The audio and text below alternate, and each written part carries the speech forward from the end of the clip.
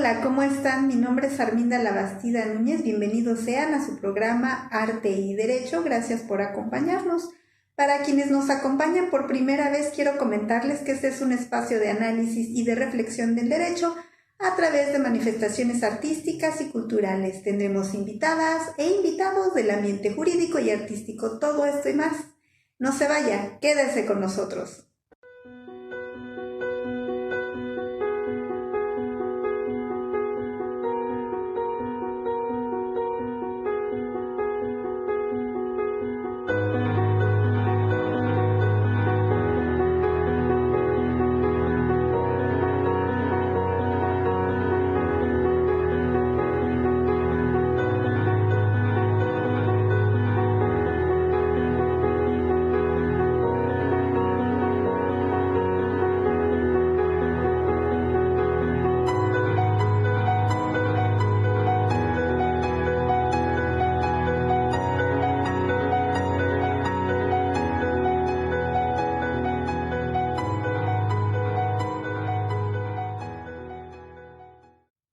En nuestra recomendación pictórica del día de hoy tenemos una obra del artista Eusebio Loro. Veamos.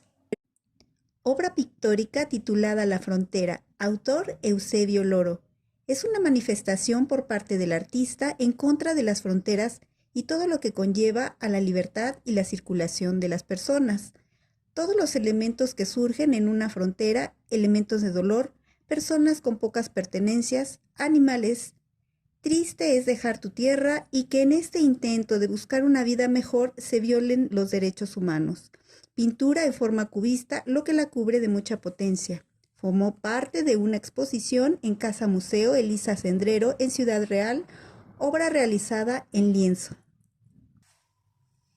Ahora sí, nos enlazamos a Querétaro para recibir a nuestro invitado, quien estudió su licenciatura en Derecho por la Universidad Autónoma de Yucatán, diplomado en Derechos Humanos en el Poder Judicial de la Federación, especialidad en Proceso Penal Acusatorio por la Universidad Autónoma de Guadalajara, Campus Villahermosa, especialidad en Secretaría de Juzgado de Distrito y Tribunales de Circuito, maestría en Derecho Constitucional y Amparo por la Universidad del Sur, Campus Tuxtla Gutiérrez, Chiapas, doctorado en Derecho por el Instituto Universitario Puebla, Campus Villahermosa. Durante 21 años ha colaborado en el Poder Judicial de la Federación como juez, inauguró el Centro de Justicia Penal Federal en el estado de Tabasco y puso en marcha el nuevo sistema de justicia penal en la entidad, transitando desde su implementación hasta su consolidación. Eduardo Alberto Osorio Rosado, juez de distrito adscrito al Centro de Justicia Penal Federal en el estado de Querétaro. Bienvenido, doctor Eduardo Alberto Osorio Rosado. Gracias, no, el placer es mío, les agradezco la invitación, es un honor. Díganos, ¿en qué momento de su vida decidió que sería juez en materia penal? Bien, en el momento en el que decidí que sería juez en materia penal, en realidad sucedió en el año 2014 aproximadamente, cuando comenzaron los concursos especializados en la materia para concursos especializados en nuevo proceso penal. En realidad la materia penal es una que a mí siempre me gustó desde la carrera y en el Poder Judicial de la Federación tenía yo afinidad por la materia administrativa y la materia penal. De 2010 a 2014 fui secretario, ya había sido yo secretario en un colegiado penal y administrativo y me gustó mucho en Acapulco en el año 2009. Y después en juzgado de distrito mixto tuve la oportunidad de trabajar con un gran juzgador en materia penal, el juez Ricardo Morcillo Moguel, que ahora es juez en Oaxaca, juez de distrito, y tuve la fortuna de tenerlo 4 años como titular, entonces creo que hice un desarrollo en la materia. Siempre le estaba preguntando sobre la materia, él tiene una beta de profesor, entonces aprendí muchísimo con él. Luego fui secretario en un colegiado penal administrativo con un gran penalista también, el magistrado Pablo Jesús Hernández Moreno. Y en eso empiezan a salir los concursos especializados en materia penal y dije, no, pues aquí está la oportunidad. Usted en su labor profesional ha destacado por su preocupación por los derechos humanos y por haber visto con anterioridad la polémica que se ha suscitado en estos días respecto del arraigo y la prisión preventiva oficiosa. En las recientes sentencias de la Corte Interamericana de Derechos Humanos, casos Sompaxle Tecpile y otros contra México, y caso García Rodríguez y otros contra México, la Corte ordenó al Estado como medidas de reparación integral, entre otras, dejar sin efecto en su ordenamiento interno las disposiciones relativas al arraigo de naturaleza preprocesal. B, adecuar su ordenamiento jurídico interno sobre prisión preventiva, y a mi parecer son figuras jurídicas que se anticipan a la pena y de ahí se desprenden las violaciones al principio de presunción de inocencia y a derechos humanos. ¿Le gustaría ahondar en este tema? Bueno, pues son dos casos muy importantes para México que vienen a sumarse a una serie de precedentes que la Corte Interamericana de Derechos Humanos ya había emitido en torno a la prisión preventiva. En cuanto al arraigo, aún no había precedentes en la Corte Interamericana. Pero bueno, son precedentes sumamente importantes porque el arraigo, como bien lo viene a determinar la Corte Interamericana, es una figura pues arbitraria, es una figura que no tiene cabida dentro de un panorama de derechos humanos y por esa razón determina en la sentencia de Sompaxle Tecpile y el caso García Rodríguez y Reyes Alpizar, la consecuencia es eliminarlo. Es decir, aquí no hay manera de conciliar, de ajustar, de armonizar una figura de detención antes de un proceso. No hay manera, por eso determina eliminar el arraigo y en cuanto a la prisión preventiva, determina ajustarla al marco convencional, es decir, contemplarla seguramente bajo los estándares que ha determinado la Corte, que son excepcionalidad, proporcionalidad, necesidad, es decir, solamente cuando haya una finalidad cautelar que tenga como propósito tutelar un riesgo procesal. Como sabemos, los riesgos procesales pueden ser riesgo de sustracción en la acción de la justicia, riesgo de obstaculización del proceso o riesgo para las víctimas, la sociedad, etcétera. Y cuando ese riesgo sea tan elevado que ninguna otra medida cautelar pueda tutelar ese riesgo, entonces aquí sí vendría ya la cabida de la prisión preventiva, no oficiosa, la prisión preventiva como medida cautelar. Entonces, pues sí, ya había yo sostenido desde el año 2021, aplicando los precedentes ya previos emitidos por la Corte Interamericana, que son parte de nuestro sistema, que son parte de nuestra pues realidad, nuestro parámetro de regularidad normativo, más que nada parámetro de regularidad constitucional, y ya los venía yo aplicando desde noviembre de 2021. Y pues con mucha mayor razón a partir de que se resolvió el caso Sompaxle Tecpile, entonces ahí ya comencé a citar, a invocar específicamente este caso.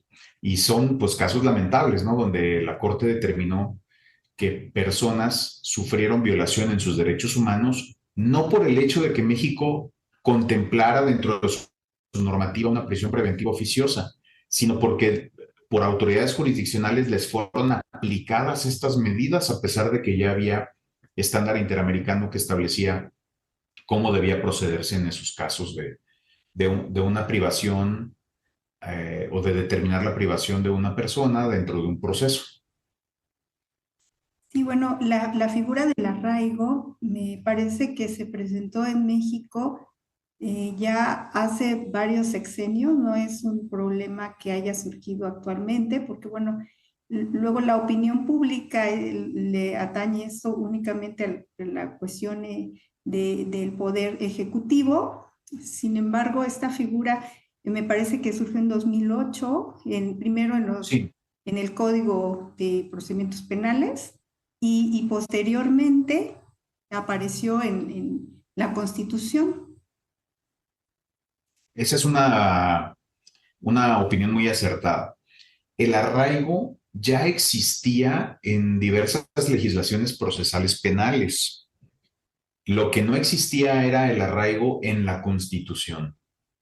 De hecho, en una acción de inconstitucionalidad, no recuerdo en este momento el número, la Suprema Corte abordó el análisis del arraigo y determinó que el arraigo no tenía cabida dentro de la Constitución. No había una autorización en la Constitución para la existencia del arraigo. Esto generó que muchos procesos donde el arraigo había sido aplicado antes de que estuviera previsto en la Constitución, pues se declararan ilícitas cualquiera de las actuaciones realizadas bajo el arraigo. Se crea en 2008, como bien apunta usted, en la Constitución, pero para este régimen especial de derecho penal de la delincuencia organizada, es decir, se creó la figura del arraigo únicamente para este régimen o para este tipo de delitos o este tipo de régimen penal de excepción, o algunos lo han catalogado dentro del derecho penal famoso del enemigo. Así es. Y bueno, le comento, estas dos figuras jurídicas me han causado muchas interrogantes. Desde hace ya una década que hice estos comentarios, por lo que les estaba yo manifestando en mi tesis de maestría respecto de la filosofía del funcionalismo radical, que es lo que usted comenta, se anticipa a la pena y aplica este tipo de medidas y, y bueno, es una preocupación por parte de docentes, de grupos de abogados, organizaciones de defensoras de derechos humanos, Amnistía Internacional, eh, centrados en este tema que no es de este momento, sino ya tenemos funcionando así a más de una década y que bueno, está ya en este momento. Y es cierto que la contradicción de tesis 293 dejó una puerta entreabierta a estas figuras jurídicas, también lo es que el control de ex oficio, que es un deber internacional y constitucional de todos los jueces de realizar una confrontación entre la norma general se debe aplicar en un caso concreto sujeto a su jurisdicción y el bloque de derechos humanos. En la opinión pública se insta a los jueces a resolver de acuerdo al principio pro persona o inaplicar las normas que contienen dichas figuras jurídicas. Aquí me gustaría que hiciéramos una reflexión o preguntarnos si la justicia en nuestro país debe restringirse a delegar a los jueces la aplicación o inaplicación de las normas, o también implica un simultáneo mejoramiento y continuo estudio de la creación de las normas por parte del legislativo. ¿Cuál sería su opinión al respecto? Yo creo que comenzaría a abordar esa pregunta o ese tema, más que nada, más que pregunta, de la siguiente forma. Es curioso que una de las reformas más importantes que ha habido en materia de derechos humanos, que no es la de 2011, sino tenemos que irnos antes a la de 2008, que es esta reforma en materia de seguridad y justicia, dentro de la cual México adoptó un nuevo sistema penal de corte acusatorio, mucho más respetuoso de derechos humanos, y que es una reforma tan importante en materia de derechos humanos que hay varios académicos que reconocen que fue la plataforma para la posterior reforma de 2011 en materia de derechos humanos, así de importante fue la de 2008. Lo curioso es que dentro de esta reforma importantísima y plataforma de la posterior reforma de 2011 en materia de derechos humanos, haya tenido al arraigo y a la prisión preventiva dentro de su seno, es decir, dentro de todo lo que se construyó en materia de respeto a los derechos humanos, particularmente relacionadas con proceso penal, se hayan incluido estas figuras que no tienen ninguna cabida. Es más, en la sentencia son Paxle, en el párrafo, si no me equivoco, 178, la verdad es que ahí sí eh, creo que, bueno, por aquí tengo la sentencia y les confirmo. La propia Corte Interamericana aborda un argumento de México donde dice México, oye, también toma en cuenta que desde 2008 tengo un sistema acusatorio. Y la Corte le dice, esas figuras, arraigo preprocesal y prisión preventiva, no la oficiosa, dicen Son Paxley, pero sí con todos los rasgos de una oficiosa, es decir, una prisión que no tiene una finalidad cautelar y tampoco para disminuir o aminorar riesgos procesales, es violatoria de un sistema acusatorio porque precisamente es el párrafo 173 de la sentencia Sumpaxle. Porque dice, esas dos figuras analizadas, el arraigo preprocesal y la prisión que no tiene finalidad cautelar, que es la prisión preventiva oficiosa también, dice, resultan inconvencionales porque vulneran algunos de los principios del sistema acusatorio, como son el contradictorio, la igualdad de partes, la inmediación y la publicidad. Bueno, entonces, en relación con lo que usted me pregunta, tenemos la contradicción de tesis 293, pero yo he considerado que esta no es un obstáculo para que se aplique lo que dice el artículo primero de la Constitución, que es el principio pro persona. Entonces, tenemos en nuestro marco constitucional la previsión de la prisión preventiva oficiosa y del arraigo, pero tenemos en el estándar interamericano que la prisión no puede darse en automático. El legislador contempló, perdón, el constituyente, el reformador de la Constitución contempló la posibilidad de que esto sucediera y estableció ahí la forma de resolver lo que es el principio pro persona. En la sentencia García Rodríguez se comenta sobre la 293, no es muy fuerte, eso sí, en decir, bueno, esto no importa, no se aplica, pero debemos recordar que para efectos procesales y para efectos probatorios, México no logró probar, no logró demostrar probatoriamente que la 293 fuera un obstáculo, porque recordemos que el perito que ofreció, que fue el doctor Arturo Bárcena Subieta, él dijo, no hay tema tal sobre restricciones que imposibiliten aplicar el pro persona, tanto es así que hay jueces en el país que están utilizándolo. Entonces, México no logró probar su argumento de que hay un tema de restricciones constitucionales que imposibilita aplicar los precedentes interamericanos o el pro persona por la 293, porque su experto dijo que no había impedimento. Entonces, por eso tal vez no fue tocado tan fuerte en la ejecutoria. Y por esa razón los jueces estamos obligados, según los párrafos 217 y 218 y 219 de la sentencia Sonpaxli y 303 de la sentencia García Rodríguez, a hacer un control de convencionalidad oficioso. Y en cuanto a lo que usted me comenta, obligación para los legisladores, hay obligación específica en las sentencias, pero en el futuro, por supuesto que les genera obligación de ajustarse al marco convencional porque todos estamos obligados, según el artículo segundo de la Convención, a ajustar los actos a la Convención, pero no solo a la Convención Americana sobre Derechos Humanos, sino a todos los elementos internacionales que forman parte de lo llamado Corpus Juris Internacional o Cuerpo Jurídico Internacional y a las sentencias de la Corte Interamericana. Por esa razón, todas las autoridades del Estado mexicano, fiscales, jueces, legisladores, cuando legislen deben tener en cuenta o debemos tener en cuenta todo este parámetro internacional para la emisión de los actos que son de nuestra competencia. Este tema yo lo he abordado desde el punto de vista filosófico y también tiene connotaciones de mucha violencia.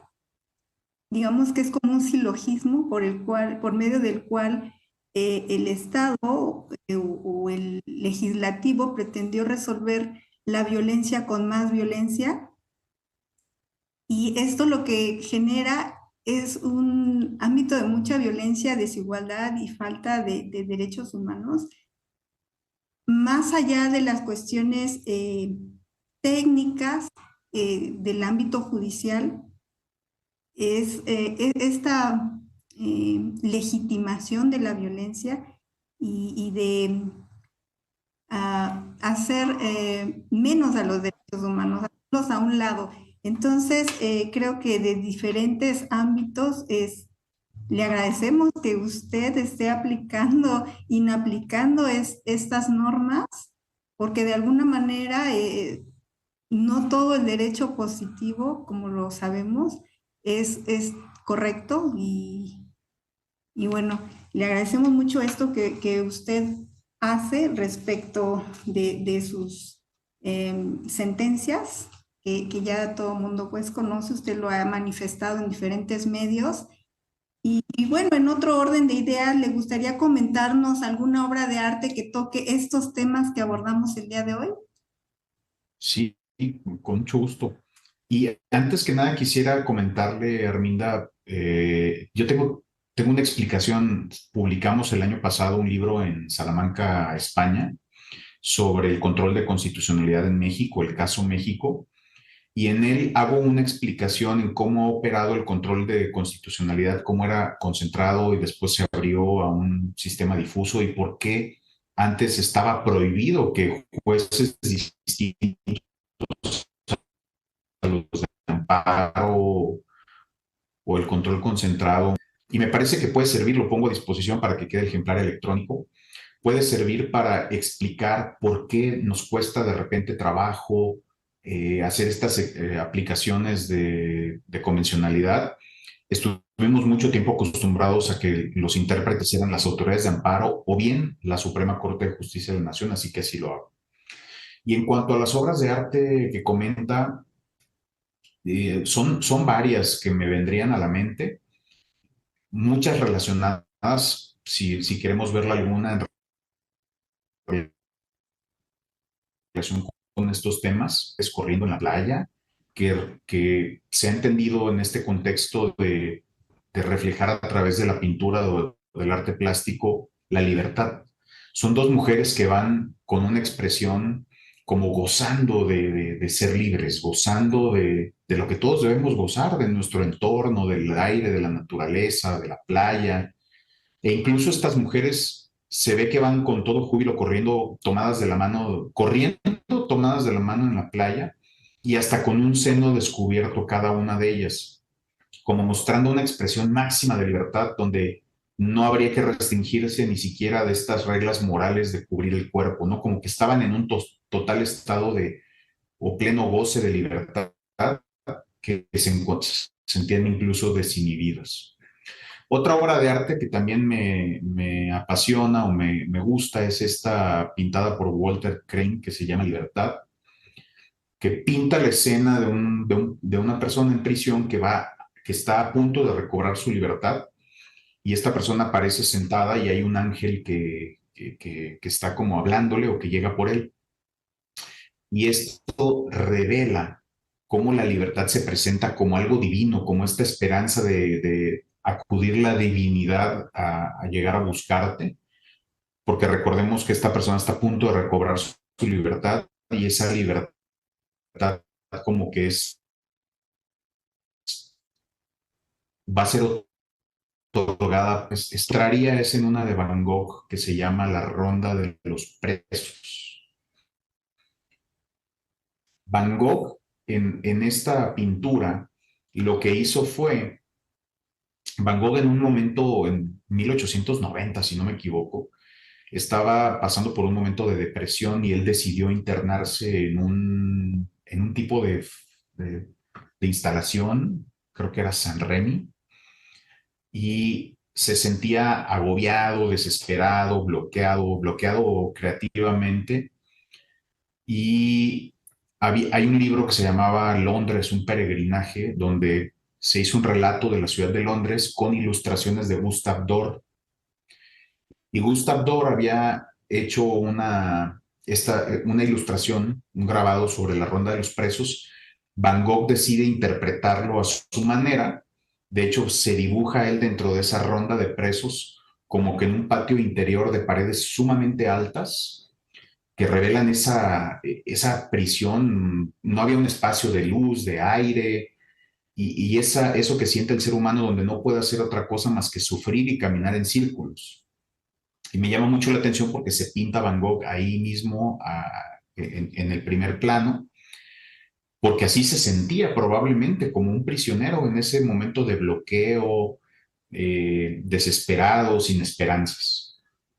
En esa pintura, que también estaba en el grabado de Gustave Dore, muy pequeños, a veces imperceptiblemente, hay dos mariposas que representan la esperanza y la libertad, que nunca dejan de estar presentes, ¿no? Pero están ahí muy pequeñitas. Entonces, son obras que me parece que tienen cabida dentro de lo que estamos platicando y que llaman mucho mi atención.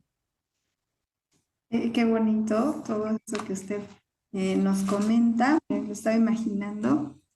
Y bueno, pues le agradecemos infinitamente su presencia en Arte y Derecho.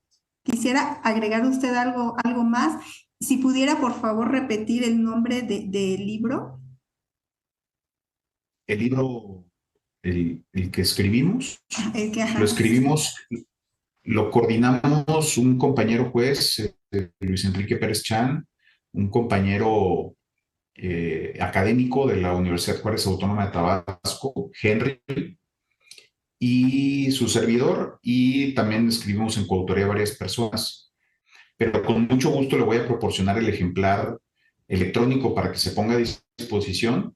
Y en el primer ensayo de este libro es en el que yo hago esta explicación de cómo ha operado el control de convencionalidad en México, de constitucionalidad en México, y como que una explicación en por qué no lo hemos hecho las autoridades ordinarias distintas a las de amparo. Cuando escribí ese ensayo, aún no se resolvía, se hizo muchos meses después, la contradicción de tesis 351-2014. Posteriormente complementaré.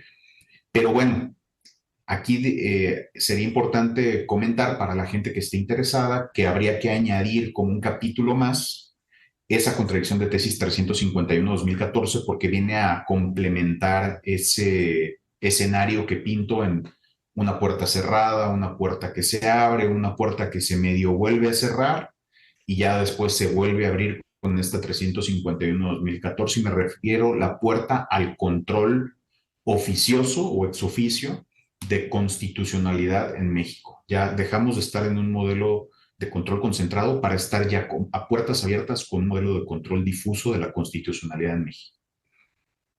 pues me parece perfecto. ¿Quisiera usted agregar algo más? No, solamente que estoy muy agradecido, agradezco el interés que haya tenido porque platicáramos sobre estos temas y estoy a sus órdenes. Si la gente tiene alguna pregunta, por favor escribirla en los comentarios y con mucho gusto posteriormente puedo ahí contestar Pues sus muchísimas inquietudes. gracias. Muchísimas gracias. Pues hasta pronto. Estoy para servirle. Igualmente, hasta luego.